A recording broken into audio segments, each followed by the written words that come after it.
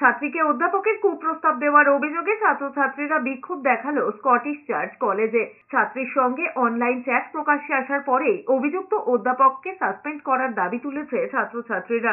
জানা গিয়েছে, বেশ কিছুদিন ধরেই ওই অধ্যাপক অনলাইনে ওই ছাত্রীর সঙ্গে কথা বলতেন। কিছুদিন পর ছাত্রীকে কুপ্রস্তাব দিতে শুরু করেন বলে অভিযোগ। ছাত্রীর পরিবারের অভিযোগ, বিষয়টি নিয়ে কলেজ কর্তৃপক্ষকে জানানোর পরেও কোনো পদক্ষেপ করেনি। কলেজে জেন্ডার সেল থাকার পরেও কোনো ব্যবস্থা নেওয়া হয়নি। এরপরে ওই ছাত্রী কলেজ কর্তৃপক্ষের কাছে লিখিত অভিযোগ দায়ের করেন। তালিকা ধরে অধ্যাপকের সঙ্গে চ্যাটের বিশদ তথ্য জমা দেন তিনি।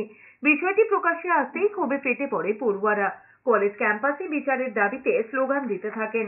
অন্যদিকে ক্লাস 3 এর ছাত্রীকে শ্লীলতাহানির অভিযোগে শিক্ষককে গণধোলাই দিয়েছে স্থানীয়রা। ঘটনার জেরে উত্তেজনা ছড়িয়েছে পূর্ব মেদিনীপুরের ভগবানপুরে।